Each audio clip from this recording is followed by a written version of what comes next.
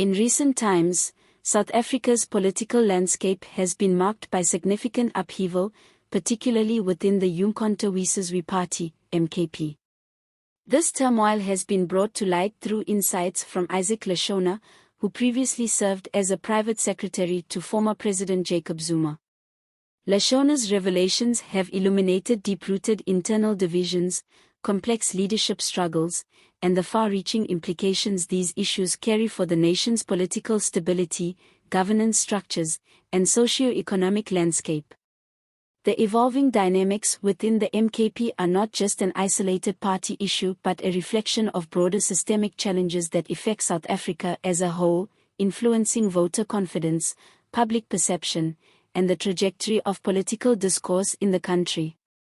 Leshona has expressed profound concerns about the looming threat of a factional split within the MKP, a risk he attributes to the controversial appointment of Floyd Shivambu as the party's Secretary General.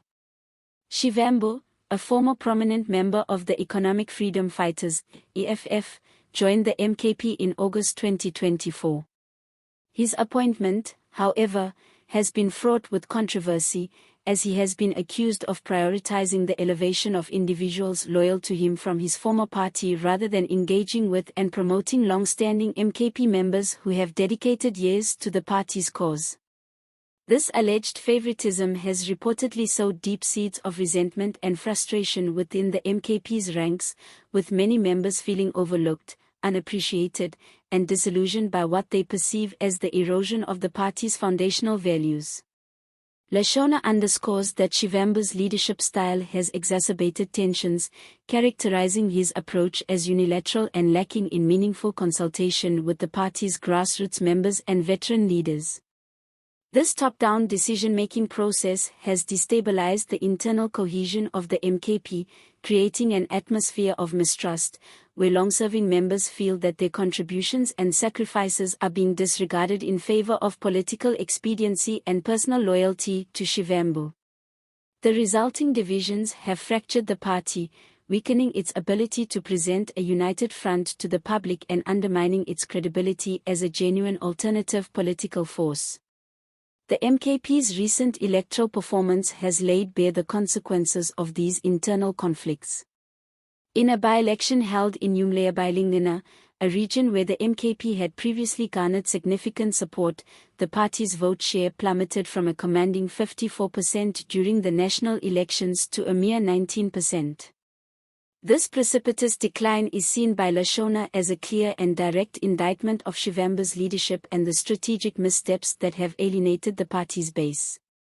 He argues that the MKP's tendency to recycle leaders from other political entities, particularly the ANC and the EFF, has disillusioned voters, who had hoped for a fresh political alternative rather than what they now perceive as a rebranding of old political dynamics under a new banner.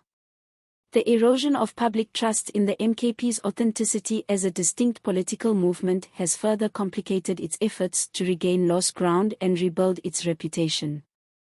Adding another layer of complexity to the MKP's internal struggles is the influential role of Duduzile Zuma-Sambudla, the daughter of Jacob Zuma.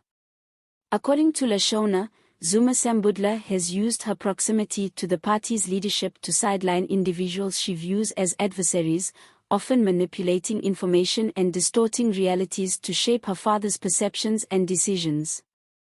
This alleged behavior has intensified factionalism within the MKP, as long-standing members who have dedicated their lives to the party's cause find themselves marginalized and excluded from key discussions and strategic decisions.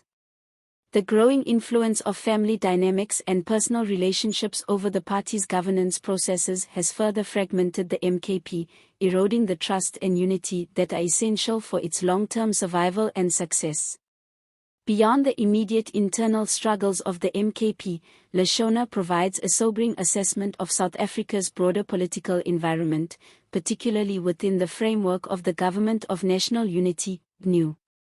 He argues that corruption remains an entrenched obstacle to meaningful governance reform, asserting that despite the GNU's formation, corrupt individuals continue to occupy powerful ministerial positions and seats on the ANC's National Executive Committee. Leshona contends that as long as these corrupt actors remain embedded in the highest echelons of power, South Africa's aspirations for political renewal and socio-economic progress will remain unrealized. The persistence of corruption has not only stifled policy implementation and service delivery but has also fueled public cynicism, with many South Africans feeling increasingly disconnected from the political process and disillusioned with the country's leadership. The nation's socio-economic challenges add yet another layer of complexity to this turbulent political landscape. South Africa continues to grapple with staggering levels of unemployment, profound economic inequality, and pervasive crime, all of which are exacerbated by systemic inefficiencies and policy failures. Leshona highlights the paradox of South Africa's resource-rich economy, which exports vast quantities of raw materials such as manganese, chrome, and platinum, while domestic industries languish and unemployment rates soar. He advocates for a strategic shift towards local processing and value-added manufacturing, arguing that this approach could create thousands of jobs and stimulate economic growth, particularly in mining regions where youth unemployment exceeds 50%. However, he cautions that such a transformation requires not only significant political will but also large-scale investments in infrastructure, technology, and human capital, alongside an unwavering commitment to eradicating corruption and fostering a culture of accountability. The recent announcement by ArcelorMittal to close its long steel plants in Vereeniging and Newcastle further underscores the fragility of South Africa's industrial sector. This decision threatens to directly eliminate 3,500 jobs and could indirectly impact up to 100,000 jobs across associated industries and local communities. The closures illustrate the urgent need for a coherent and forward-thinking industrial policy that prioritizes local production, supports small and medium-sized enterprises, and shields domestic industries from the destabilizing effects of cheaper foreign imports. Leshona views these industrial setbacks as symptomatic of broader structural issues within South Africa's economy, emphasizing that without a clear strategy to revitalize local manufacturing and enhance the country's industrial capacity, the vision of large-scale economic rejuvenation championed by figures like President Cyril Ramaphosa will remain an elusive goal. The MKP's ideological stance, which some analysts describe as a blend of populism and Zulu nationalism, has been both a rallying point and a source of division. The party's policy positions, including land expropriation without compensation and the expansion of traditional tribal monarchs' powers, have sparked intense debate, with supporters praising these initiatives as bold steps towards rectifying historical injustices, while critics warn that such policies could entrench divisions and deter investment.